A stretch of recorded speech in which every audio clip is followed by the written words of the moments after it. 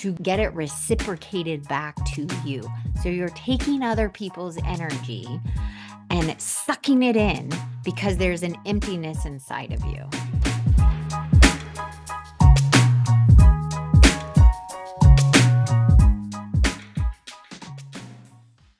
Shh. Welcome to the Secret Life Podcast. Tell me your secret. I'll tell you mine.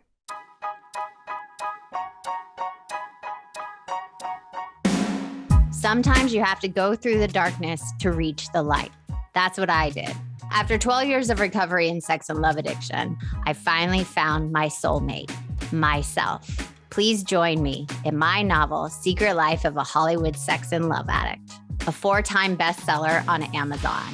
It's a brutal, honest, raw, gnarly ride, but hilarious at the same time. Check it out now on Amazon.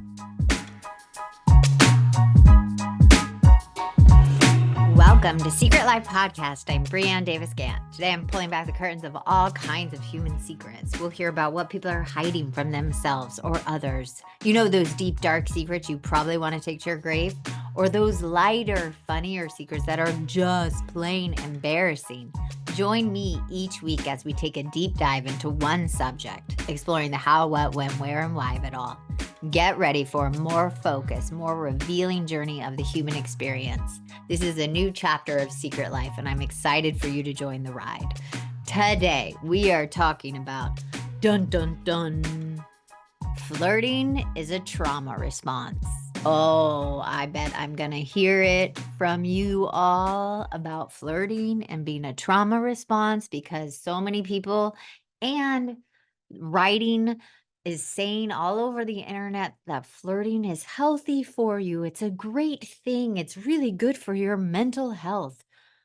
Bah humbug. I disagree. I completely disagree. And you are talking to someone that has flirted her entire life. I think in 6th grade, I got the award at the end of the year for best flirt. And I remember getting that award and sticking it on my wall and being so proud of it, because I love to flirt and intrigue. I thought it was like my magic skill, my gift. I developed it over the years. I watched Marilyn Monroe and all those movies to really perfect how a woman can flirt and flick her hair and touch the leg and and touch her skin and do all those things that you learn to do, and the energy you get off when you walk into this world on the street and have people say things to you and you say things to them, and it's so enticing. It's like a warm blanket of comfort and validation and attention, and it's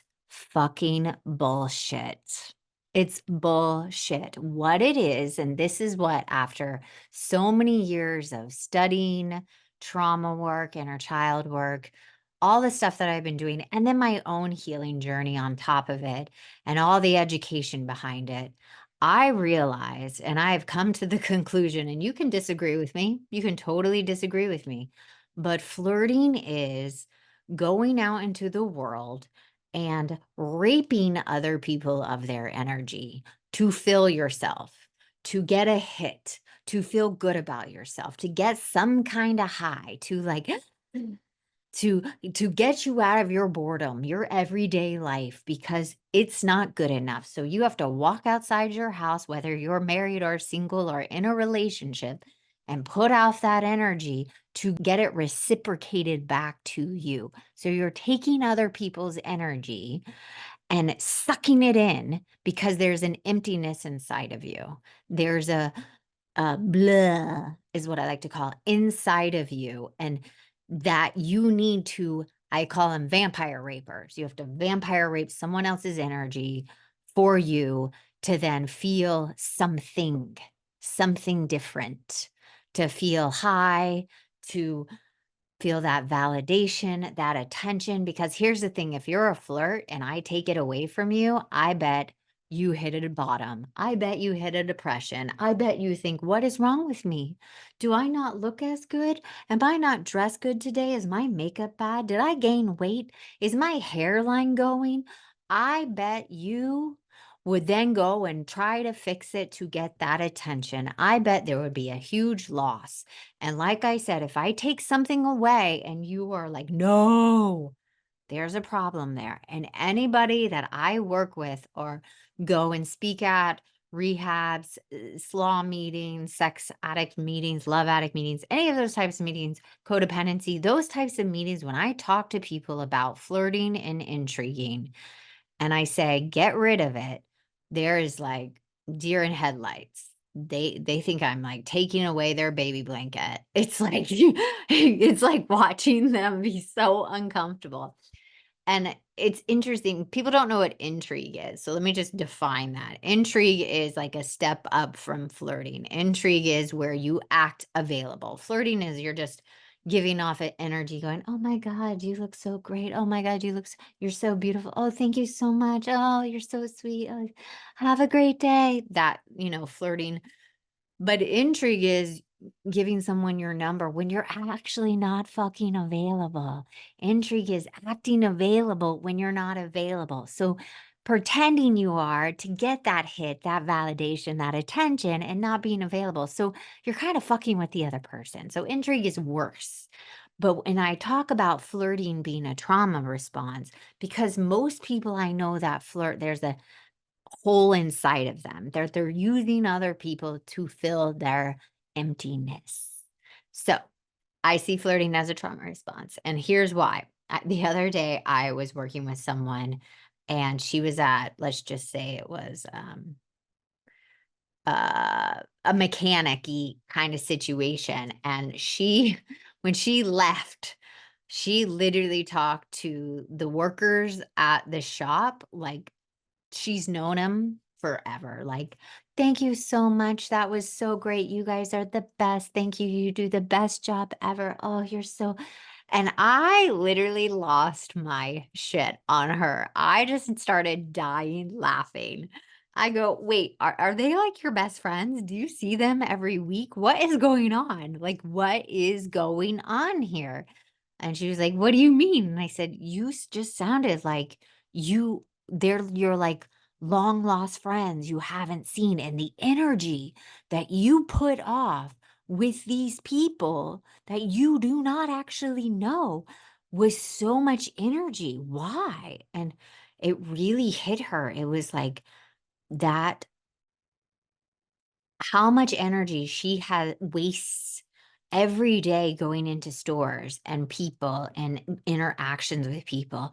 It's like she just drains her energy to like take from other people to feel good about herself. So her thing was you can't go out and flirt with anybody.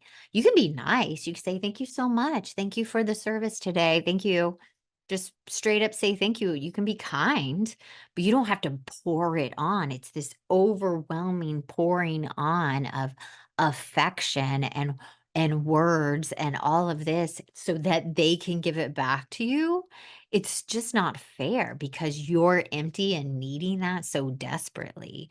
And that's why I call it's like an energy raper. And people hate that word, but it's the truth. So when you go out there in the world, look at when you're doing it. I bet if you are a flirt and you do it when you're feeling insecure or you're doing it when your ego is out of control and you're at like you think your shit doesn't stink, And try not to do it. Try not to say anything. Be mute. Just smile. Like, don't even smile. What I had to do is I had to look down at the ground. I actually couldn't make eye contact with the opposite sex. Or actually, I even flirted with women. It was out of control. I said I could flirt with a chair just to get a hit of something because I was so uncomfortable in my skin. So I did not talk, text, email, anybody, any men whatsoever for a full year. And that would be going to a restaurant and not looking at the waiter while I was ordering. I would be looking down because the energy I was giving off all the time was so needy. It was so needy and desperate because it was a trauma response for me. It's that like fawn response, overdoing it to get something in return. And it wasn't fair to the other person. And I remember when I was about 6 months, and I think I've shared this story before, but it's really important about this. I remember 6 months. when I got my 6-month chip in Sex and Love Addicts Anonymous, and I pulled up to an In-N-Out burger, and I remember this, like, 15-year-old, like, pimply kid working at the drive-through, and I ordered my burger, and I pulled up, and as soon as he saw me, he was like, 'cause he found me attractive, and I kid you not, this was, like, 6 months of not looking at any men or boys or anybody. It was like the power or control or hit I got from like being able to like feel him wanting to interact with me in a flirtatious way. It was like heroin shot up my arm. The energy he was trying to give off to me, and I hadn't done it with for 6 months. It was insane. It was like mind blowing. 'Cause I stopped for 6 months, that it was literally it overtook my body. My nervous system was getting robbed by this 15, 16-year-old working at a drive-through, and I felt so high, and I was like, "Oh, holy shit. I can't do this the rest of my life," because I love that feeling. I love having someone put their energy on me and I put my energy on them. And so I don't have to feel within myself. And that's what flirting is, that you don't have to sit within yourself and just be with you. And that was the moment I was like, rest of my life, never flirting again. And I haven't. And here's the thing, I can walk down the street now and nobody hits on me. Nobody flirts with me. No one's even attempts to flirt with me, and it's because I don't give off that energy anymore. I don't welcome it. I am a closed, you cannot enter. I do not want your energy. I don't need it. And it's such I have to tell you, especially as a woman, and I think as a man too, you'd feel this, but to not need to take anybody else's energy to feel better about yourself is such a beautiful feeling, and not responding in that fawn way, that trauma response where you're overcompensating and putting it on and lacking boundaries and like people pleasing sometimes and putting on those facades and masks to get that hit. You don't have to do any of that anymore, because that's what flirting and intriguing is. Because that's not really you most of the time. It's a part you're putting on to get that hit. And when you can walk in this world and not do that and not put your energy on other people to rape them of theirs, oh my God, fucking, it's such a beautiful existence. It's so freeing. And so that's why I'm asking you. This is my goal for people to really look at when they flirt. Is this a trauma response? Is this me trying to escape myself? Is this me trying to wiggle outside of my skin, that I can't sit in my energy and be okay, that I got to put it on to get it back? And listen, I know when you see someone you like and you're single, go for it. Like you can have a little energy exchange, but I'm talking about just walking out into the world, going into stores, talking to friends, just in general. I understand if you're going on a date and you're like trying to like see if it's a sexual connection, that's a little different, but I don't even think you need to put it on then. I don't think you actually need to flirt at a date. Like, I don't even tell anybody we do dating plans, like, okay, now it's time to flirt. I actually tell them, sit in yourself, don't try, and ask the other person. I have 55 questions I put together and I give them the list and I said, pick a couple of these questions and ask them and see if you even like this person as a friend. Would you even want to go on another dinner with this person, or would you want to hang out with this person as a friend? Yes, you need to be attracted to them. Yes, you need to want to sleep with them, but would you want to be friends with them? So I don't even ask people, oh, you can flirt on a first date. It's not even actually, we don't even discuss it because it's not necessary. When you hold your own energy, you don't actually have to fucking flirt. Because I truly believe in the bottom of my heart, after all this work that I've done around attachment style, trauma work, inner child work, shadow work, internal family system work, all that stuff. You do not need to flirt because it is a trauma response. It's you escaping yourself and using somebody else to feel better and to get a hit, that attention, that validation. So I'm asking you, if you want to flirt, pause. Just pause. Say, why do I want to do this right now? Am I trying to escape myself? Have I had a bad day? Am I trying to, is it like, it's like a drink. It's like snorting someone's energy. Am I trying to do that? Am I being an energy vampire right now? Am I raping them because I feel uncomfortable or I need to get some kind of hit and validation? And if it is, don't do it and see how you feel afterwards, because that's how you evolve. Stop doing the things to escape yourself. Sit in the uncomfortability and grow. Okay, I hope you enjoyed this episode. I was so excited to do it. I'm sure I'm going to get a ton of people that disagree with me, which I love. I love having the banter of back and forth if people agree or not. So thank you for listening to Secret Life Podcast.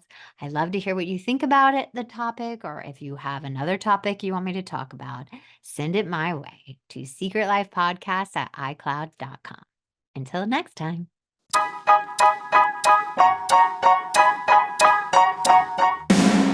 Thanks again for listening to the show. Please subscribe, rate, share, or send me a note at secretlifepodcast.com. And if you like to check out my book, head over to secretlifenovel.com or Amazon to pick up a copy for yourself or someone you love. Thanks again. See you soon.